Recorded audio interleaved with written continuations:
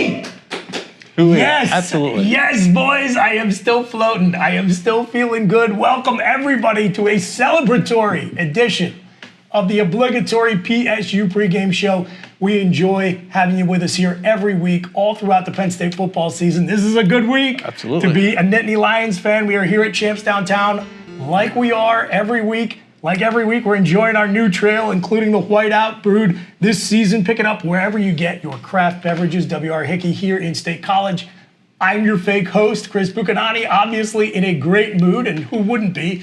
Always in a great mood is legendary campus icon Mike the Mailman. We'll keep rolling. We'll keep rolling here. We're 3-0. That's what we want to be. 1-0 every week. Oh, 1-0. Sorry. Michael. For more, onwardstate.com managing editor Kevin Horn. Yeah, and people were saying Mike was pessimistic last week, only picking Penn State by 2 scores. I was the only one that picked by 3. That's right. So. You're absolutely right. And Goon asked me to please mention Keith Conlon was the only one to call a total blowout, which we got. Joining us on the show, special guest, former Penn State defensive lineman Brandon Noble. Good to have you back, It's good to be here. I appreciate you guys making room for me this week. Absolutely, man. Hey, look, if we are going to celebrate an old-fashioned, mid-1990s Penn State football-style butt-kicking, like we just gave them Auburn Tigers, we got to have you. Yeah, no, look, that was what I think the program needed. I know the fans needed it. Yeah. I saw you calling me at halftime, and I was like, this is probably a good call. Usually mid-game, I don't like to talk to you very much, but I missed it anyways. So I didn't even know you were going to set me up for this. Later in the show, we are going to talk about some things that we had some concerns over, and that's what I was calling you. That's a tease later on in the hour. But no, it was a much needed win. I think look, and I know that I've been super critical of the program, especially over the last couple of years, but the last couple of weeks, 3 weeks into the season, you go, okay, this looks a little bit more like the product that we saw pre-pandemic, right? Where we were right on the cusp. And I'm not ready to give them anything more than that was a damn good win.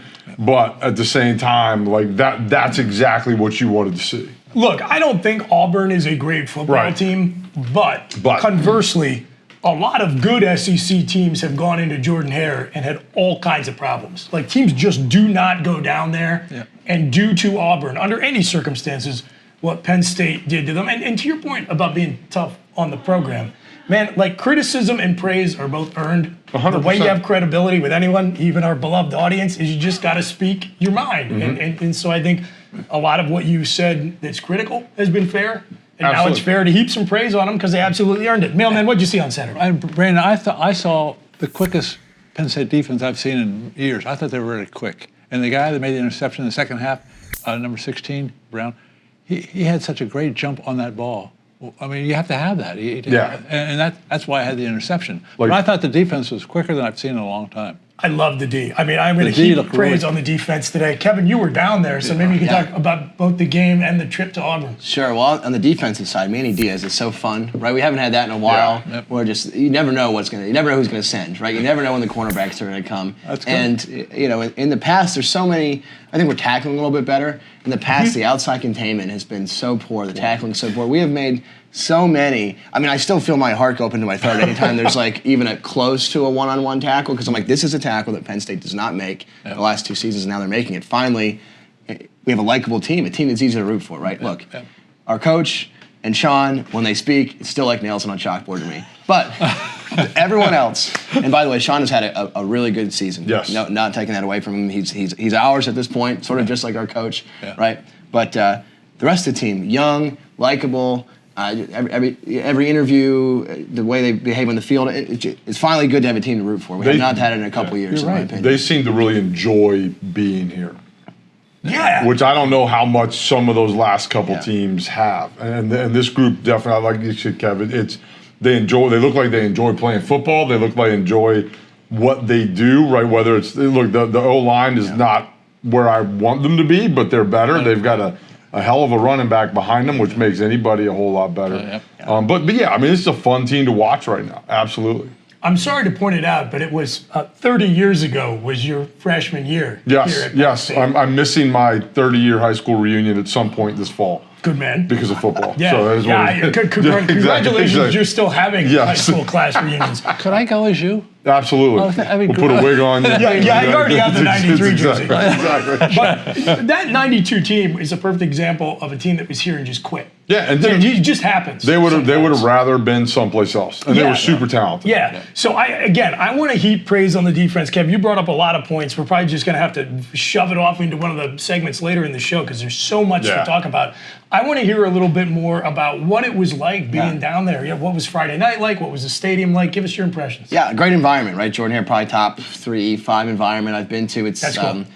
I've seen Penn State play away at 2 SEC schools. With the first one being Alabama, which is the beginning of my game streak, actually, in 2010. Is that right? Yeah. Okay. I give Auburn, both the town and the stadium, a nod over Alabama as far as that goes. And I've been to a game in Knoxville and a couple other SEC places, but yeah, great environment, at least for the first quarter until they totally had the wind knocked out of them, and then there was just a ton of fun. Sure. Yeah, I mean, we brought our band. It was sort of fun watching the competing bands in the stadium. And by the time we started dominating them, every time they started playing, we would just start playing and try to play over them. Very good. It was wonderful. I don't know. The Eagle stuff is Dave Jones loved the Eagle stuff. I don't know. It was whatever. You could hardly see the thing, but great time. And you don't. I mean, Penn State. We're probably never going to go on the road against a Power 5 team ever, as long as James is the coach, which we can talk about in the podcast. But I've never seen a really an out-of-conference road win, right? Like the only real one was in Ireland, which really wasn't a road win because it was a mixture of fans. So, because I've seen us play at Alabama, at Virginia, and I don't think the rest of the games have been canceled. We were supposed to go to Tech. Right? So I've only seen losses. And so out-of-conference, road wins are the best. I like that beating absolutely. Pitt is so inconsequential. It doesn't even really register. Power 5, I said. But road wins are, and they don't have a campus to walk across and gloat after the game. Yeah, for sure. So nothing better. I mean, I was sitting there after the game, just like you get this once a decade, maybe. You made a lot of friends in the Auburn fan base on Twitter. Well, I had forgotten just how tissue soft SEC online fan bases are. Like in person, I mean, I'm not into the whole howdy doody, welcome to Auburn stuff. Like, just don't talk to me and I won't talk to you. We're just going to go about our days, right? But the old people down there, of course, where everyone's very pleasant. But the internet, people that can't afford tickets, right? Very, very different kinds of people. And I was in for it. But then I just started antagonizing them just intentionally, and they couldn't pick up on the joke, right? So yeah, great time. Hopefully we have West Virginia home and hopefully Pat Kraft will overrule our coach and get some more home and homes in the schedule because as a fan, those are the best. Yeah. And it does so much for your program. Like I said, whether this is a good Auburn team or not, and it probably isn't, the opportunity to make a statement like that on the road in front of a national audience and what it can do in terms of invigorating your team and springboarding your program, all the recruits they had down on the sideline. It was a big, big win. They took the recruits out in the third quarter. It was Love amazing. it. The athletic department waved them off the field. Way too much to fit into one segment, so we're going to talk a lot more Auburn on the show. Stay tuned. We'll be right back. Taking a shot up in the tailgate lot with a stadium view. What a great spot. Damn it, I've been waiting all week. Counting down the days till I'm back in my seat. Taking a shot up in the tailgate lot with a stadium view. What a great spot. Damn it. Hey everybody, just like we are doing every week here on Obligatory, we're going to have some highlights from the Blue and White Players Show coming up for you right now. You can watch it live every Monday night at 6 p.m. Eastern on the social feeds of statecollege.com and Onward State. Here we go. I hope you enjoy. We are. So out of high school, I didn't have many offers at all. I didn't have no offers at all out of high school. Yeah. Montclair State wanted to bring me up as a, I guess like a run-on or something like that, or they were gonna find some scholarships for me. Right. They were gonna make something happen, you know. And no, I went there. I took the visit there. Wasn't never it for me, you know. Just wasn't the feeling I was getting. So I played in North versus South Jersey All-Star game with Phil Simms and played defense there. And I wasn't going up in high school. I wasn't a big defensive player. I was an offense. I consider myself an offensive athlete. You know, I played everything on offense from running back, slot, quarterback, wide receiver, tight end. You know, my coaches moved me around a lot. And, you know, didn't really play defense to my senior year. Go to the Phil Simms All-Star game. They want me to play safety. Go there and get 2 interceptions and like 6 tackles. And one defensive player of the game there as well. And from there, Lackawanna reach out, Lackawanna Community College down in Scranton. They reach out, you know, and they want me to come here to school. And like I said, I didn't have no school to go to. And something just felt right about Lackawanna, you know, so I went there. Coach Duda basically told me, you know, if you come here, you can bet on yourself. If you feel like you're really good enough, you're going to make it out of here.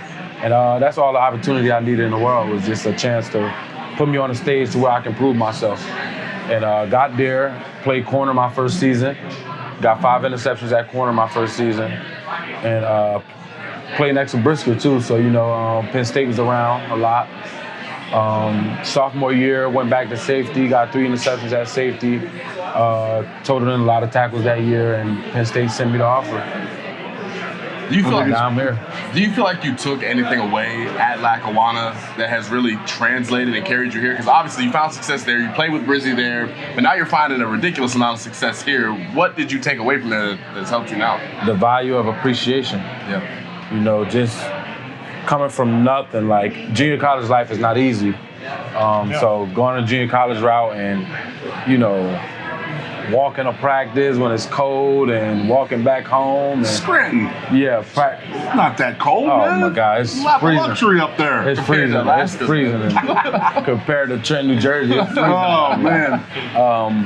But you know, walking in the snow and all stuff like that, you know, that really changes who you are and how you view life. You know, having to make ends meet and having to, you know, make the best out of every situation has made my appreciation for Penn State 10 times more, you know, because I didn't have a bus charter me to the game field or the practice facility. I didn't have a hot tub before the practice. I didn't cold tub after practice, you know, so just having all that is good. When you're playing here, if you have not experienced that, it's very easy for that to get lost in translation. Yeah, where it just feels like you're not really taking advantage. You don't see the benefit of being at a Penn State until you ain't been at a Penn State and those things aren't available. Absolutely. Train, bus, plane. But you grow up a local, and you know, I watched you play in high school. It was very clear that you were going to get recruited by programs at the highest level. Can you just talk a little bit about the choice to play at Penn State and how that's panned out for you so far? Yeah, you know, it's dream come true. You know, growing up here, I've been at every home game almost. You know, I was Penn State football player for Halloween, right? So it was always a goal of mine to be that, you know, to make it there, right? And growing up, my parents didn't let me play football till 8th grade. Me either. So I was itching. Your size. Yeah, I was itching. Was it your size? Was that the same thing for Well, me? it was my mom. She wanted me to play tennis, but that's a whole other story. But yeah, so you know, growing up, it was a dream of mine. So when I first started playing in 8th grade, it just clicked, and you know, I just, you know, took off and ran with it. Worked really hard to be able to have the opportunity to play here, because I know nothing's given. You know, so I went to my camps, you know, did my thing, and then when I was finally blessed to be able to get the opportunity here, it was a lot of emotions. This decision was already made in my head. I didn't make that clear to coach right away, but I ended up. You had to play the game. Exactly. Play the game. I still ended up committing pretty early, but you know, it was always a dream of mine, you know, to suit up in the blue and white. Any other visits? And I took one to Syracuse and to Pitt on just because I was camping there. Yeah. Good. Spend their money. That's good. Right. Yeah. But then, you know, after doing that and kind of just talking with my parents, it's like, this is a decision that I want to make, and you know, why draw that process out any longer? Like, I want to do this. So you know, I made that decision, committed here. And just really a blessing. Can you just talk about what the transition has been like, going from Brent's defense to Manny, and what it's been like so far this year in playing in this defense? You know, these two guys are extremely smart. I love the way both of them see football, and they both see it in, you know, kind of the same way, but completely different ways at the same time. And when you playing with a defensive coordinator, the play style that, you know, that he shows to the fans and stuff is who he is as a person. Yeah. You know what I believe. That's interesting. Manny is a lot more aggressive, you know, detailed, person, So Pride is aggressive too, but they have their schemes in a way they feel like they should match up against other teams. And right now, I think Manny is more beneficial for me as far as a defensive back. From a defensive back perspective, being that he comes from Miami and he loves to have a lot of DBs on the field. And I've been learning a lot from Manny, and it's been great for me so far. Yeah, so, going into the game, our game plan would be very aggressive, and start fast and, just, keep your foot on your throat, like we said. I thought we came out the gates, really well. And, the biggest thing for us is, being consistent throughout the whole game. You can't have, too many ups and downs. And we were confident in that going in.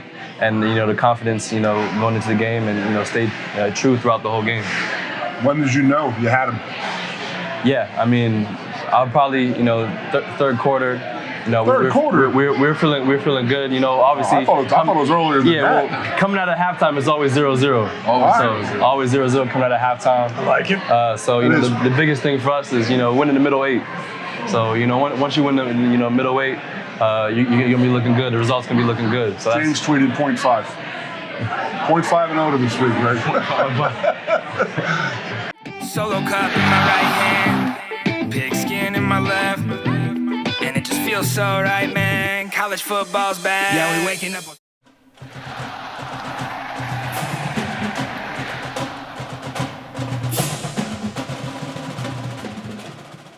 Yaacov Yisrael, I played wide receiver. I originally played wide receiver at Penn State. I then moved to safety and finished at strong safety at Penn State. I was there 99 to 2003. Originally from Palatine, Illinois, Cook County. Have a lot of family in the Chicago area, and I was recruited by some of the schools around me, but I just felt like, just an academic and a football combination, it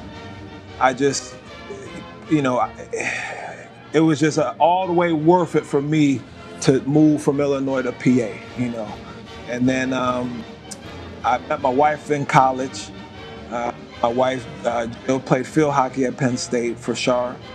So, it just, everything that I thought in my mind, Penn State just kind of went above and beyond, just coming out of Illinois. Ohio State, we was losing, and we came back, and then Paterno passed Bear Bryant. Passed Bear Bryant, Ohio State, and we picked him up guys picked him up and poured the water, we got the water on, that was just just a great memory. That home game, down Ohio State, about 2 scores. We just hung in there and, got the win. And that was probably one of the biggest moments, I would say. That was, first time I ever got to be in that type of a team, where we had that experience. So, the bowl games are always a great time. I would probably say that might have been the best time for, to say I would like to go to a place. But other than that, I'd rather be in Beaver Stadium. Obviously, of course, but we played a lot of great stadiums. I remember Ohio State just finished their building when we went there. They just kind of added on a lot of things. The Big House obviously is always just a place you just, it's just a great place to play. Wisconsin, I would say. But of course, it's always got to come back to Beaver Stadium, always. It was just the receivers throwing routes, passes. I was receiver, just kind of coming in, and I remember I dropped a few passes, and I just dropped a few passes, and I just remember Paterno coming out. I didn't know where he came from, didn't know where he came from. Just, Yisrael, you never dropped a pass your senior year. You haven't caught a pass all day, and I'm just like, oh, oh, just one of them things, because you come out of high school, I ain't dropped nothing. I was catching them over here, and then I get up there and I'm like, dropped a couple, and then it was just like, oh man. So it was just, just one of those experiences where Paterno just kind of, brought me back to, getting back on the grind. I gotta focus. I gotta get my my act together. That type of thing. So. Solo cup in my right hand, pigskin in my left, and it just feels so right, man. College football's back. Yeah, we waking up.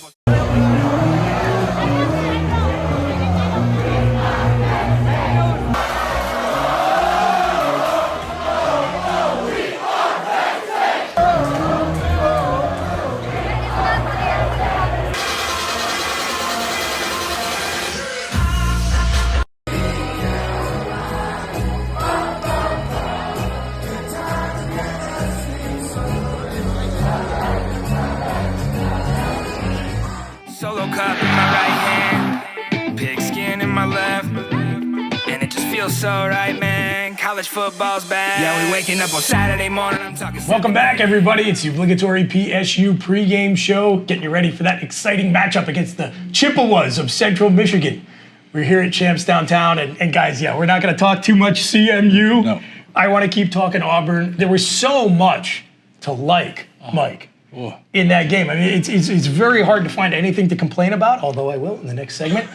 Let's talk about the good stuff, though. What stuck out to you? Well, Brandon, you always said how when you go to Iowa, how intimidating it was. Well, I thought on TV that really looked intimidating. All these orange shakers going crazy. And then the second play, Penn State guy went offside. I said, oh, this could be a long game. Can I tell you what drives me nuts? I hate when every pre-snap penalty, and I hate it when it happens at Penn State too, is attributed to crowd noise.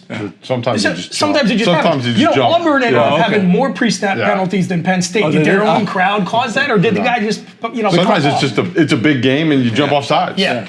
The crowd thinks they did it, but you're right. I wasn't used to be on the other side of that though, and I think some was attributed to the crowd noise because Sean jumps around like he's like a horse behind a starting gate, like tapping people, and then offside, or a false start. It happens all the time. How did the environment stack up against not just the whiteout, but I mean other road venues you've been at? You were at the Blackout a few weeks ago. Yeah, well, I mean, at App State, best environment I think is Iowa. Not best for the away fans, but as far as most intimidating, Iowa. Yeah. I mean, Auburn may be top 3, top 5. Is that right? Yeah, I think so. Yeah, they do for the first quarter again, and then they were gone. Yeah, I heard good things. I know you said you're not one of those like hail and well met type people, but I heard good things about the Auburn fans. Sure. Yeah. That said, man, I really, really did enjoy all the smack they talked about SEC football and the orange out environment and the way we just shoved it down their throat was phenomenal. It was strange because Penn State dominated the town Friday night. Like I am comfortable saying there were more Penn State fans downtown Auburn on a Friday night. Now downtown Auburn might surprise you. It's only about 2 blocks, right? There's like 5 bars. It's actually not a very fun town. I mean, there's 2 great bars, so you can pass the evening just fine. Yeah. But Penn State really took it over, and of course the response when I pointed that out was like, well, we're at private parties in the country, or we have better things to do. We're going to high school games. Like, we live here. Every school is a different kind of Friday night before the game culture. I prefer ours, which is like everything. Right? People come the day of and the night before. But yeah, everyone's fine. I mean, I'd been there once before, just like on a summer day, just to see the campus and whatever. But yeah, great stuff. Probably the most expensive ticket we'll have this year. I mean, they were ready for the game. I mean, they showed out. Most people I talked to didn't like the orange out, right? They're like, we're just trolling Penn State and cake. But yeah, it was fine. Like the one thing I do like about Auburn, and a lot of SEC schools are that way, is like the pregame stuff. Like I like the Blue Band pregame. I like our fight songs, but the crowd is mostly drunk and disinterested. Right. Like you go to some of these schools, they are singing. They are singing and screaming every word, every chant. Right, we don't have like a hottie toddy, and we used to. We used to do it a little bit more, I think, but the Blue Band changed a little bit. So those are my general observations. But again, nothing like walking across the campus on a Saturday afternoon after you kick someone's butt. We don't get that very often. If you're gonna play these types of games, you're not gonna get a lot of blowouts, and you shouldn't. No. So when you get them, enjoy them. You gotta savor them. You gotta enjoy this, and the fact we got a 1-week party now because we're playing the Chippewas this week. So we're gonna keep talking Auburn when we come back. Stay with us. Welcome back, everybody. It's the Obligatory PSU pregame show from Champs Downtown. We're still talking Penn State Auburn because why not? You get these games every so often, and you got to enjoy them while they're here.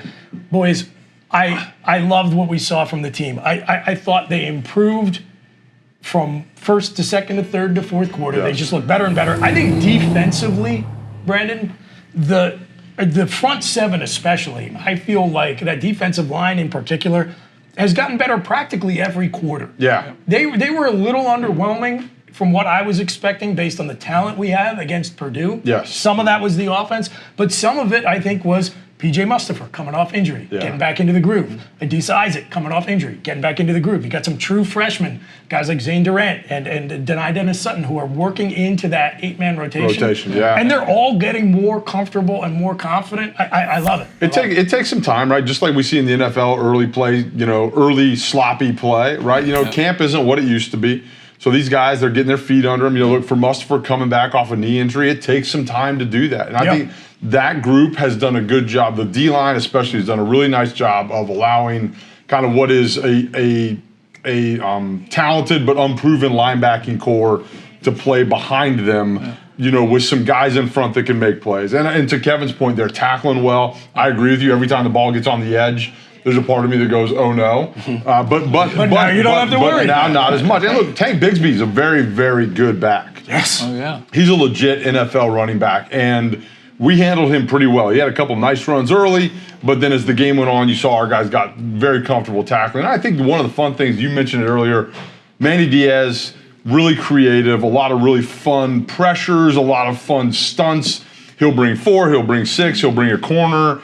I think that's what we signed up for, which I think is really cool. Yeah, and I think what is important about that is you can see it in key situations in the game. Sometimes he is going to bring the house. Oh, yeah. But a lot of times, because that's a known tendency and because he's put so many different blitz packages on tape, it confuses the opposing quarterback. You can show one look and then shift into another. So you don't really know where the pressure's going to come from. And that's huge. And then if you have the ability to simulate pressure, right, show you're bringing 6 and get there with 3, that's huge. It's huge. It really, really what is. What do you do? Yeah, no, it really is. And just to put a number on it, Penn State was credited with 36 quarterback rushes on defense, which is the most since the Paterno era. And that includes us playing the Coastals and et cetera of the world. Right. So incredible. I mean, TJ Finley was pressured on more than half of his snaps, Auburn starting quarterback. Yeah. We were in his face every single play. There was not a clean pocket for the majority of the game. I have not seen that at Penn State since the O'Brien era at the earliest. I mean, and it came out of nowhere. We came out of nowhere. I think Abdul Carter had a lot to do with that. Yes. Right? Yes. It was his coming out game, number 11, again, looking like previous number 11s. Really, really great stuff. And you can beat teams. That was the big issue, I think, that is the pass rush the first 2 games. Yeah. And something just switched. I don't know if Auburn is that dreadful or it was just going back up to what they're capable of. But really, the defensive line and the pressure was something to watch. Whether you're playing a good team or a bad team, fundamentals are fundamentals, and this defense was fundamentally sound, and they made plays. It makes me, as a fan watching the game, more comfortable knowing they're in there every play. And I said, wow, this is going to be easy. I mean, I said, wow, these guys are all over this guy. Even you, Mike the Mailman, were surprised by the ease with which Penn State dispatched Auburn. And you have to be able to, it's worth it because remember the first quarter, Auburn had 3 third and longs, and they converted all of them, including what's like 3rd and 22. That always happens. And so when you're like Manny Diaz, you're going to take risk and you're going to get blown up sometimes. And it has to be worth it because you're going to get it done majority of the time, and they did. Going for it on 4th down on the first offensive series. Yay or nay, Kevin Horn? Absolutely yay. The book says go for it. Do it 100%. I don't know if I give it to Sean after he just got the lights knocked out of him. But yeah, go for it every time. What do you think? As a defensive guy, no.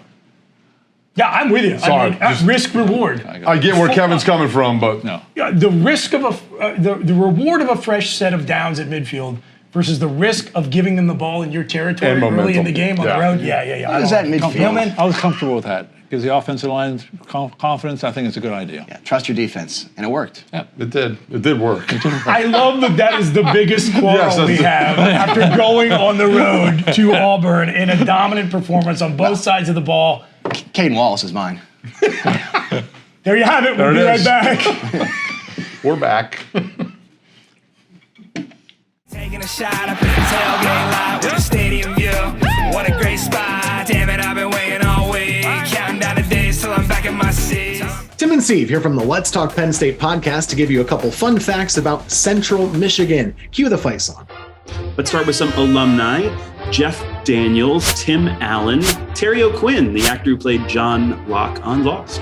I don't think so, Tim. Fun fact, Central Michigan claims to be central, but it's actually 55 miles away from the geographic center of Michigan, which is near Cadillac. Penn State, only 5 miles away from the geographic center, which is in the Spring Creek Canyon near Bellefonte. Thanks to Dr. John Neese for figuring that out. Fake news there, Central Michigan. Stop the steal. How about our Citizens Bank game day buttons? This year is Chip a Who. The last time and only other time we played Central Michigan was Pass the Chips. Never eat just one. Hey, did you know the enrollment of Central Michigan has been down 43% in recent years? Where are all the students? Not good, but what's even worse, this horrible fight song. Real bad. Go State. Welcome back, everybody. And as much as it was enjoyable to talk about that Auburn game, we do have to shift our focus now to Central Michigan, as we do every week in this part of the show. We're talking to our guests on this week's Blue and White Players Show a little bit about the upcoming game for the Nittany Lions. I got Aeneas Hawkins here with me, as always, and joining Aeneas and me are Keaton Ellis. How y'all doing? And the reigning Big Ten Defensive Player of the Week. Congratulations on that, Jerry Brown. Well, thank you. Good to have you guys here, man. Yeah, appreciate it. Here. So, very, very exciting win last week. That is a big, big challenge to go on the road into an SEC environment, and incredible to dominate the game the way you guys did. Obviously, an emotional high. So, first question I'm going to put to either one of you, just jump out and grab it. What do you have to do as a player and as a team to shift your attention from the emotional high of that game and everything you had to do to prepare for it and execute the way you did to get ready for the next context 7 days later? You want to learn from your wins, not your losses. So you want to go and you want to enjoy them wins that night. And then, me personally, I start to end of that night, I go home and I start to focus on the next team. I like to pick out a lot of things that I didn't do well or the team didn't do well. And then that's how you refocus yourself into the next week. Find them things you didn't do well and how can we be even better this next week than we were the week before. Yeah. Now, is that approach, Jair, is that something that your coaching staff has taught you, or is that something that you've kind of brought out of yourself? Yeah. What's that learning process been like for you to apply that? The game is full of lessons, and I didn't have experiences where I learned lessons through losses, and I had experiences where I learned lessons through winning. And honestly, it's a lot better learning them through winning. 100%. That's just always been instilled in me as a kid. What could I have done better? How could I, that interception, how could I took it home for 6 instead of getting 15 yards, Just trying to get close to perfection as possible, knowing that's the hardest thing to do. And definitely, to add to that, as far as the coaches, obviously the one and oh mentality that, plays a big role in that, So, you're not looking at the season in total, you're going week by week, right? And you gotta, handle your business and do what you need to do within that week, to get to Saturday and be confident, be able to play confident in that next game, not worried about what happened last week or what you got, 2 weeks ahead, right? Just keep your mindset focused on the task at hand, kind of like the thing, be where your feet are. That's kind of that same kind of mentality. I want to go back real quick, Chris, to something you said. And I'm going to ask you, Tig. He kind of asked the question, is that something that Coach had taught you as far as your preparation is concerned, or is that something that you have taught yourself? I want to kind of shift a little bit to the idea of, a coach-led team or a player-led team. Do you feel like this is a player-led team this year? And as a guy who's looked at as a leader on this team, Keaton, you too, how are you guys leading? Definitely a player-led team this year. Just going back on, learning from lessons, learning from losses, and we learned from a lot of losses. This team, some of these new guys haven't, but the older guys who have experience, starting off hot, and then not really learning from them wins, and then, coming out flat, the back half of the season. Now we're constantly trying to get better and better and better, because we know winning is not just a given, You have to earn a win, and wins don't come easily no matter who you play. So just staying on top of our game, making sure we sharp and making sure we not getting complacent.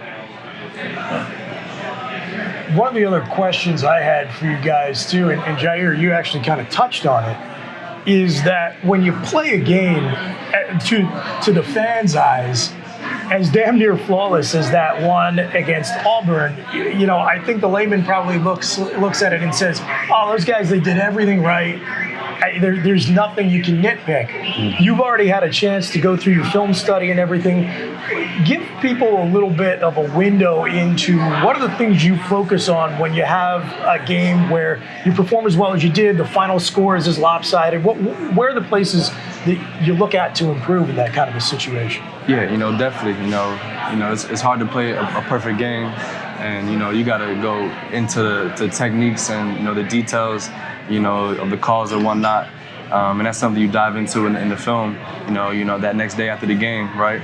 And what Tig talked to, you got to learn from your wins as well, right? So, we played a great game. It's easy just to, put that game in the box and, put it away. But you got to find the ins and outs that you as a player and then as a, defense and offense, together can do better, to improve on the next week. Because each week we're trying to get better. Do you feel like you did that after this game? Yeah, most definitely, and that's just part of the process. Every week that we go at it the same way, and just trying to get better every week with that process. And that's the goal, though. Honestly, every team in the country should be trying to get better and better and better every week. And your best football is played more towards the end of the season. Yeah. That's where your best football is played at. So our mission, how can we get to our best football as quick as possible, but same time not being able to, how I want to say this, not forgetting or just ignoring those little details where we could have done better, in previous games. How can we hit every detail, every assignment, make sure every assignment was executed perfectly, and get better for week 3 and week 4 and week 5 and week 6. Well, the good news is you guys are well on your way. You're back in Beaver Stadium for 2 straight weeks, and we're back after this. Stay with us. Hi everybody, Mike the Mailman with another edition of Trends to Treasure. This will be for the weekend of October 1st. First trend this week, we go to the military academies. We have the Air Force Falcons versus the Midshipmen of Navy. Air Force is 5-1 in the last 6 games versus Navy, so take the Air Force Falcons minus the points. Our second trend this week, we have the Duke Blue Devils hosting the Virginia Cavaliers. Duke is 0-7 versus Virginia in the last 7 games, so the play is definitely the Virginia Cavaliers. Third trend this week, we have Virginia Tech at North Carolina. Virginia Tech is 7-2 in the last 9 games, so the play here is take Virginia Tech plus the points. For our bonus pick this week, we have an epic showdown between the Arkansas State Red Wolves versus the UL Monroe Warhawks. Arkansas State is 12-0 in the last 12 games against UL Monroe. Take Arkansas State here. I'm Mike the Mailman. We'll see you next week for another edition of Trends to Treasure. And don't forget, bet with your head and not with your heart. Go get 'em.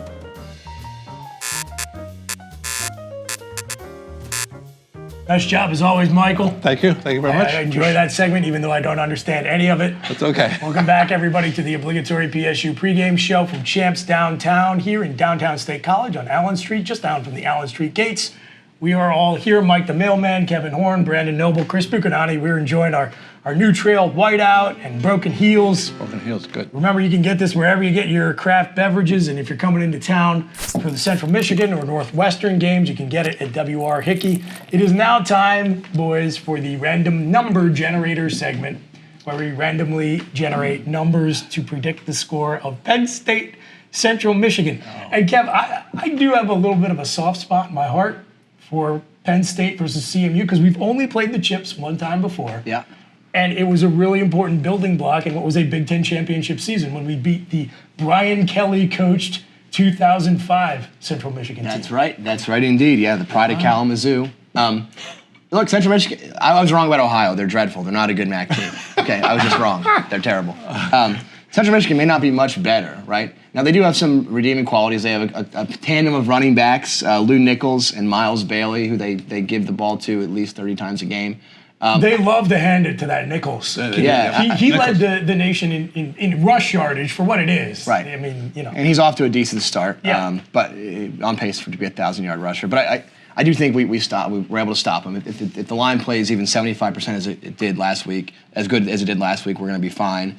They don't have much of a passing game. They're 1-2. They gave up 60 points, I think, to Oklahoma State, but they also put up more than 40 points against Oklahoma State. I mean, I know Oklahoma State's defense is not a national powerhouse, but they are conceivably Division I athletes on their defense, so something to look out for. I do like Penn State, obviously, the 24-point favorites. I don't think it's going to be close. I do think Penn State covers that.